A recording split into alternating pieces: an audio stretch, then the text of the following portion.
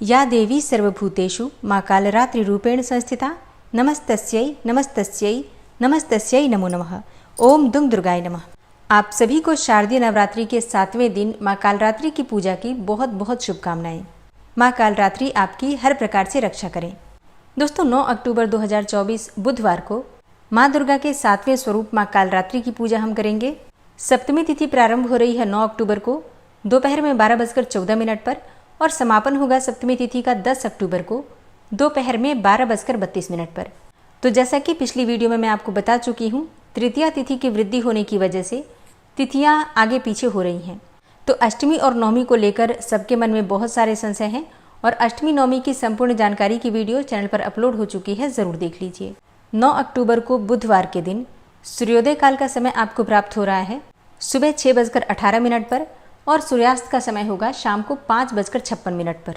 बात करें पूजा के शुभ मुहूर्त के बारे में तो देखिए, इस दिन सबसे पहले और सबसे शुभ मुहूर्त जो आपको प्राप्त हो रहा है ब्रह्म मुहूर्त का, और ब्रह्म मुहूर्त का समय होगा सुबह 4:45 से सुबह 5:35 तक। तो नवरात्रि का समय है, माँ दुर्गा का समय है। ब्रह्म मुहूर्त में आप स्नान करके अगर विधि विधान से माँ की पूजा करते हैं, मंत्रों का जप करते हैं, अपनी कामना के अनुसार मंत्रों का जप करते हैं तो निश्चित ही आपकी कामना पूर्ण होती है। कोई मंत्र सिद्ध करना चाहते हैं तो इसके लिए भी ब्रह्म मुहूर्त सबसे श्रेष्ठ समय है। और पूजा का दूसरा शुभ मुहूर्त आपको प्राप्त हो रहा है अमृत काल का।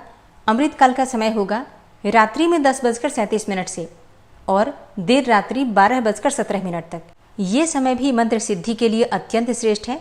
अगर आप पूजा आराधना करना चाहते हैं, कोई मंत्र जब विशेष रूप से करना चाहते हैं किसी भी कामना के अनुसार, या फिर माँ कालरात्रि की कोई विशेष आराधना करना चाहते हैं, तो ऐसे में अमृत काल का जो समय है ये अत्यंत श्रेष्ठ है, क्योंकि इस समय आप अपने घर में जो भी कार्य हैं उनसे निवृत्त हो जाते हैं, फिर शांत होकर एकाग्रचित्त होकर एक स्थान पर बैठकर आराम से पूजा आराधना कर सकते हैं। 9 अक्टूबर को बुधवार है तो अभिजीत मुहूर्त आपको नहीं प्राप्त होगा। 2 ही शुभ मुहूर्त हैं जो विशेष रूप से हैं, बाकी सुबह और शाम जैसे हम प्रतिदिन पूजा करते हैं वो तो आपको मिल ही रहे हैं। अब एक ऐसा समय जिस समय में आपको कोई भी शुभ काम नहीं करना चाहिए और वो समय होगा दोपहर में 12:14 से दोपहर 1:41 तक। इस समय में कोई भी विशेष शुभ कार्य नहीं करना चाहिए। और अब जानते हैं माँ कालरात्रि की पूजा का महत्व क्या है और संपूर्ण पूजा विधि क्या है। नवरात्रि में सप्तमी तिथि के दिन माँ कालरात्रि की पूजा की जाती है, जो कि माँ दुर्गा का 7वां स्वरूप मानी जाती हैं और इनकी पूजा से अकाल मृत्यु, भय, दुर्घटना और नकारात्मक ऊर्जा से मुक्ति मिलती है। किसी भी प्रकार की बड़ी से बड़ी परेशानी हो तो माँ कालरात्रि की पूजा से समाप्त हो जाती है। इसलिए नवरात्रि की सप्तमी तिथि पर माँ कालरात्रि की पूजा अत्यंत आवश्यक मानी जाती है। माँ कालरात्रि की पूजा से शनि जनित कोई भी पीड़ा हो समाप्त हो जाती है। शनि की ढैया से परेशान हो, साढ़े साथी से परेशान हो, या फिर शनि की दशा, अंतरदशा, गोचर में आप कष्ट पा रहे हैं तो माँ कालरात्रि की पूजा आपके लिए अत्यंत श्रेष्ठ है, या यूँ कहें कि वरदान के समान है। किस प्रकार से आपको आज माँ कालरात्रि की पूजा करनी चाहिए, किन मंत्रों का जप करना चाहिए, कौन सी वस्तुएं माँ को अर्पित करनी चाहिए, भोग में आज माँ को क्या अर्पित करें, किस रंग के वस्त्र धारण करके माँ की पूजा आराधना करें और कौन सा उपाय करें जिससे कि माँ कालरात्रि की विशेष कृपा आपको प्राप्त हो और सभी परेशानियों से आपको मुक्ति मिले, तो ये संपूर्ण जानकारी आपको आज की वीडियो में मैं शेयर करने वाली हूँ। इसलिए वीडियो बहुत महत्वपूर्ण है, पूरा ज़रूर देख लीजिए। अच्छी लगे वीडियो तो लाइक भी ज़रूर कीजिए, क्योंकि आपके लाइक्स, आपके कमेंट्स मेरे लिए बहुत महत्वपूर्ण होते हैं। यही एकमात्र जरिया है जिनसे मुझे पता चलता है कि आपको ये वीडियो अच्छी लगती हैं और आपके लिए ये वीडियो उपयोगी है। तो अगर वीडियो अच्छी लगे तो लाइक तो ज़रूर ही किया कीजिए। शास्त्रों में माँ कालरात्रि को माँ दुर्गा का सबसे शक्तिशाली स्वरूप माना जाता है। माँ कालरात्रि कालों की भी काल मानी गई है।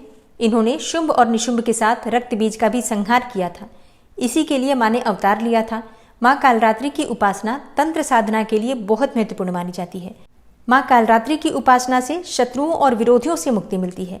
माँ कालरात्रि अपने भक्तों की बड़ी से बड़ी विपदा को भी टाल देती हैं। इसलिए नवरात्रि में जब हम माँ की पूजा करते हैं तो हमें विशेष रूप से सावधानी के साथ करना चाहिए। तो सप्तमी तिथि के दिन प्रातःकाल जल्दी उठ जाइए, उठकर नित्य कर्मों से निवृत्त होकर स्नान कर लीजिए। स्नान करके साफ स्वच्छ वस्त्र धारण कर लीजिए। और हाँ, माँ कालरात्रि का प्रिय रंग है नीला रंग। इसके अलावा आप लाल रंग के वस्त्र भी धारण कर सकते हैं।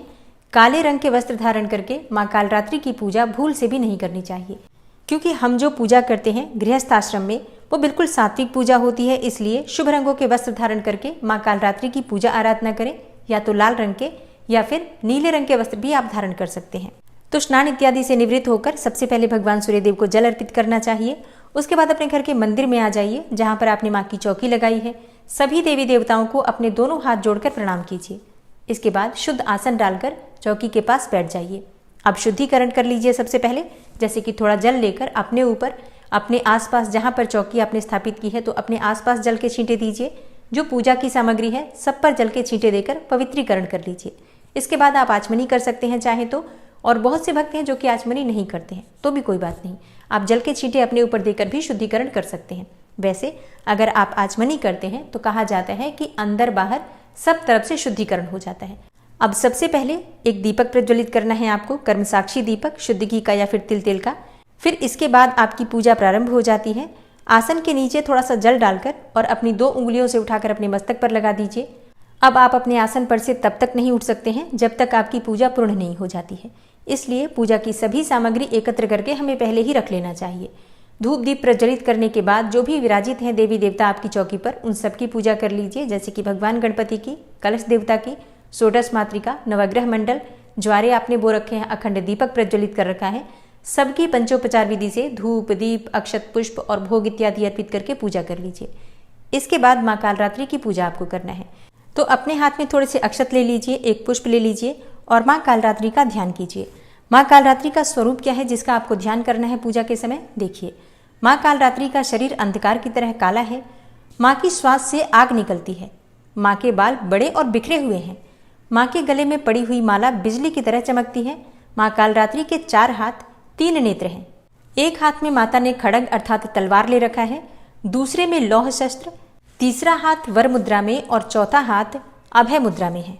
माँ के इसी स्वरूप का आपको ध्यान करना है और माँ कालरात्रि का ध्यान मंत्र है या देवी सर्वभूतेषु माँ कालरात्रि रूपेण संस्थिता नमस्तस्यै नमस्तस्यै नमस्तस्यै नमो नमः।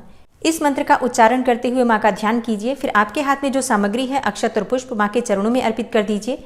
इसके बाद विधि विधान से आपके पास जो भी सामग्री हो पंचोपचार विधि से, जैसे कि धूप दीप अक्षत पुष्प गंध इत्यादि, और भोग लगाकर माँ की पूजा कर सकते हैं, या फिर षोडशोपचार विधि से भी पूजा कर सकते हैं।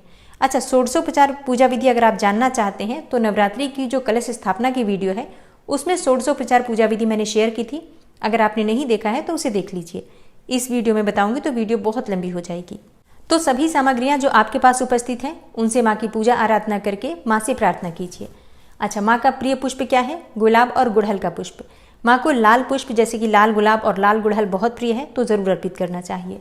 और नवरात्रि के 7वें दिन माँ को भोग अर्पित किया जाता है गुड़ का। गुड़ या फिर गुड़ से बनी हुई मिठाइयों का भोग आप लगा सकते हैं, और इसके साथ ही जो भी ऋतुफल आपके पास उपलब्ध हो उनका भी भोग आप लगा सकते हैं। विधि विधान से माँ की पूजा कर लीजिए।